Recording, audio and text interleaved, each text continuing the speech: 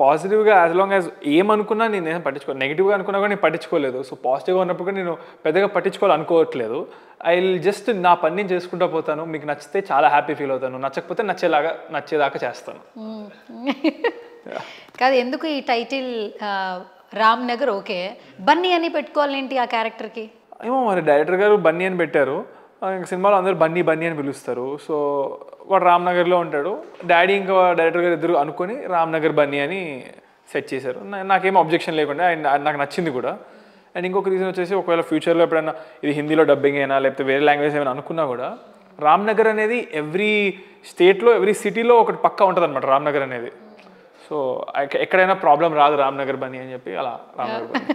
Okay, media interaction చాలా బాగుంది కదా చాలా రోజుల తర్వాత.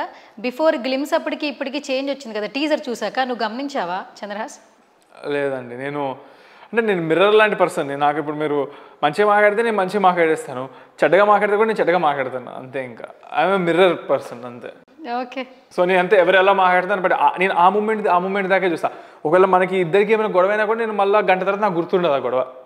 భలే భలే మొగాడు సినిమా ఉంది కదా, అది నా బయోపిక్ అనమాట. సేమ్ క్యారెక్టరా? Same to same. నిజంగా చాలా మర్చిపోతాను నేను. ఫోన్లు మర్చిపోతాను అవి, లేదంటే ఒక పనిలో ఉంటే ఇంకో పని మర్చిపోతాను. సో నేను అలారంలు పెట్టుకుంటాను నా ఫోన్లో మొత్తం అంతా. నేను చిన్న వాటికి కూడా అలారం పెట్టుకుంటాను, లేకపోతే మర్చిపోతా. ఆ పనిలో ఉండిపోతాను నేను. సినిమా తప్పితే ఇంకా మిగతావన్నీ అలా ఉంటాయి, సినిమా మాత్రం ఎప్పటికి గుర్తుంటుందా? అవునవును. సినిమా ప్రొఫెషన్కి వచ్చేసరికి నేను చాలా స్ట్రిక్ట్ అండ్ ఐ మీన్ ఇంకా అదే ప్రాణం అనుకుని చేస్తాను. అసలు ఎంతవరకు చదువుకున్నావు చంద్రహాస్? డిగ్రీ బిఏ మాస్కామ్ సెయింట్ మేరీస్లో అయిపోయింది. అండ్ ఇప్పుడు మాస్టర్స్ కూడా ఓపెన్ యూనివర్సిటీలో ఫస్ట్ ఇయర్ అయిపోయింది. సెకండ్ ఇయర్ ఎగ్జామ్స్ జరిగినాయి, థర్డ్ ఇయర్ రాయాలి.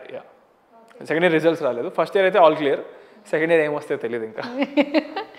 ఓకే, కాలేజ్లో ఫ్రెండ్స్ ఏం చెప్తున్నారు? యాక్చువల్లీ ఇప్పటి వరకు నీ ఫ్రెండ్స్ ఇప్పటి వరకు నీతో ఒక ఫ్రెండ్లా చూస్తారు చంద్రహాస్ అంటే. ఇండస్ట్రీ పర్సన్ అని తెలిసినా కూడా బయటకైతే ఏ కంటెంట్ రాలేదు. But for the first time నీ టీజర్ వచ్చినప్పుడు, ఇంత లవ్ తీసుకుంటున్నప్పుడు ఎలా అనిపించింది? వాళ్ళు కూడా చాలా హ్యాపీ ఫీల్ అవుతున్నారు. అందరూ కాల్స్ చేస్తున్నారు, మెసేజ్ చేస్తున్నారు. ఇన్ని రోజులు సడన్గా టచ్లో లేని వాళ్ళందరూ చాలామంది ఏమంటారు, అరే నువ్వు సాధించబోతున్నారా, నువ్వు కొడుతున్నారా, హిట్, ఇలాంటి మెసేజ్లు అన్నీ వస్తున్నాయి. చాలా హ్యాపీగా ఉంది.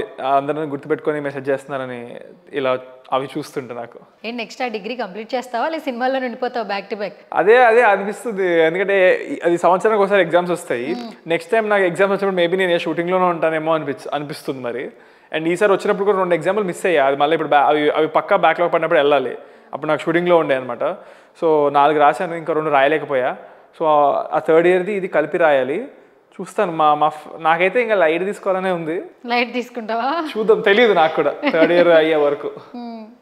ఓకే, చదువు కంటే నీకు సినిమాలంటే ఎక్కువ ఇంట్రెస్ట్? అవునవును, అంతే. ఎప్పటి నుంచి అసలు సినిమా కెమెరా ముందు మనల్ని చూసుకోవాలి, మనం ప్రొజెక్ట్ చేసుకోవాలి, నన్ను థియేటర్కి వచ్చి సినిమా చూడాలి, నా సినిమా చూడాలి అని ఇదంతా ప్యాషన్ ఎప్పటి నుంచి స్టార్ట్ అయింది నీకు?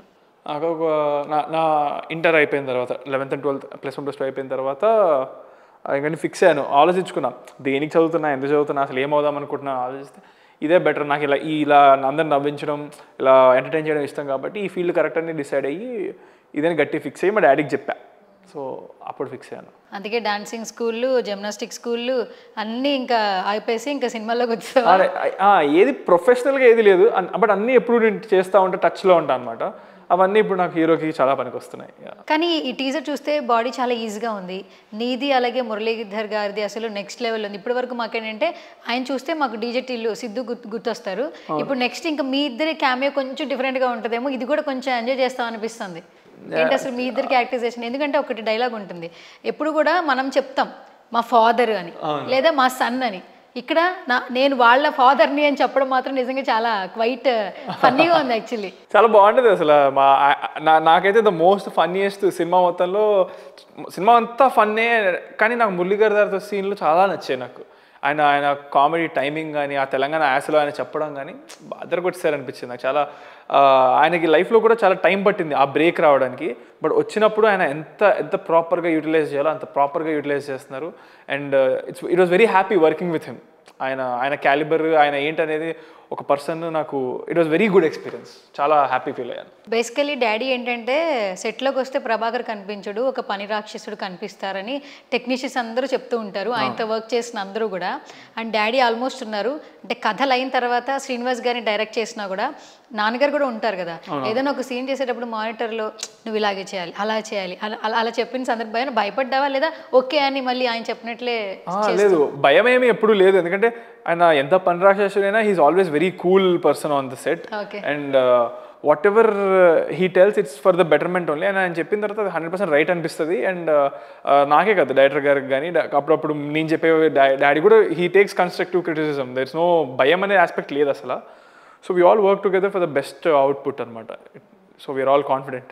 మానిటర్లో డాడీ చూస్తున్నప్పుడు ఏదైనా ఇది బాగా చేసావు నాన్న మొత్తంలో అలా కాంప్లిమెంట్లు ఇచ్చిన ఏంటివి అసలు మూవీస్లో ఎన్నిసార్లు ఇచ్చారు? ఈ సినిమా జరుగుతున్న టైంలో మా డాడీ నాకేం పెద్ద కాంప్లిమెంట్ లేదు, కానీ మొత్తం సినిమా అయిపోయిన తర్వాత ఇప్పుడు now he's very confident. And cinema first copy వచ్చిన తర్వాత నాకు ఇచ్చారు, చాలా బాగా చేసావు, నీకు 10 out of 10, నాకు 1 mark కూడా తీయాలని లేదు, I'm very happy and proud అన్నారు. నాకు చాలా హ్యాపీ అనిపించింది. ఫస్ట్ ప్రెస్ మీట్ పెట్టి ప్రభాకర్ గారి అబ్బాయి చంద్రహాస్ చెప్పిన రోజు నుంచి ఆఫ్టర్ 2 years తర్వాత నువ్వు కనిపించలా. అండ్ ఇక్కడ టీజర్లో చూస్తే నీ గ్రూమింగ్ చాలా బాగుంది, వండర్ఫుల్. అసలు నేను నువ్వు భలే గ్రూమ్ చేసుకున్నావు అబ్బా, ఎవరైనా చెప్పారా అప్పటికి ఇప్పటికి చాలా చేంజ్ ఉంది చంద్రహాస్ అని? అందరూ అంటున్నారు చేంజ్ ఉంది, ఐ మీన్ ఫేస్లో కానీ అందులో కానీ. బట్ యాక్చువల్గా నేను స్పెషల్గా చేసింది ఏం లేదు దానికి. అప్పుడు కూడా నేను ఇంతే ఉన్నాను, కాకపోతే ఇంకొంచెం సన్నగా ఉన్నానేమో ఇప్పుడు కంటే. అప్పుడు నేను గడ్డంతో వచ్చుంటే సేమ్ ఉన్నట్టు ఉండేమో మీకు మేబీ. అప్పుడు గడ్డం లేదు నేను వచ్చినప్పుడు, కరెక్ట్గా 1 day ముందు తీసేసాను అనమాట. ప్రెస్ మీట్ కోసమనే తీసాను నేను. మా మమ్మీ తిట్టింది కూడా, అరే నువ్వు గడ్డంలోనే బాగుంటావు అది అని. ఓకే అని చెప్పి అనుకున్నా. నిన్న ప్రెస్ మీట్ చూస్తే మొత్తం మీ ఫ్యామిలీలో పెళ్లి ఫంక్షన్ చేసినట్టే ఉందిగా. దివిజ ఏమో యాంకరు, ప్రొడ్యూసర్ డాడీ, హీరో నువ్వు, ఆల్మోస్ట్ మీ టెక్నీషియన్స్ అందరూ మీకు తెలిసిన వాళ్ళే. మీ ఇంట్లో ఫంక్షన్ చేసినట్టే అనిపించింది మాకైతే. ఫర్ ద ఫస్ట్ టైం చేసిన అంత బాగా చేసింది దివిజ. రెమ్యునరేషన్ అని ఇచ్చావా? చాక్లెట్ అని పంపించా? ఏం లేదు కనీసం చాక్లెట్ అని ఎంత బాగా చేసింది తెలుసా? తను కావాలంటే తనే కొనుక్కుంటుంది, తన దగ్గర తనకి ఏమైనా తక్కువ ఏంటి, జస్ట్ క్యాజువల్ అంతే. తను అడిగితే కూడా ఇస్తాం obviously. She has everything she needs అనేది we feel. But obviously birthday వస్తే తలనొప్పి, నాకు ఏం గిఫ్ట్ ఇవ్వాలి, దానికి అంత దగ్గర అన్నీ ఉంటాయి. సో అర్థం కాదు ఏమి ఇవ్వాలో. అదే అలా ఉన్నప్పుడు పరిస్థితి ఏం గిఫ్ట్ ఇస్తాం? చాక్లెట్లు ఇస్తే తను లావ్ అయిపోతుంది, నాకు ఇవ్వడం ఇష్టం లేదు. ఓకే, మంచి ఫుడ్ డైట్ ఉందన్నమాట అయితే. నువ్వు హెల్త్ బాగా ఫాలో అవుతావు అయితే? అంటే బేసిక్కే, జస్ట్ జంక్ ఫుడ్ తక్కువ తినాలి, కుదిరినంత వరకు షుగర్ తినకుండా ఉండాలి. మిగతా అంతా ఏది పడితే అది హ్యాపీగా తింటాను, ఎందుకంటే ఇంట్లోనే ఎక్కువ తింటా కాబట్టి పెద్ద ప్రాబ్లం ఏం లేదు. ఇంట్లో any food is healthy food కాబట్టి. Okay, so yeah.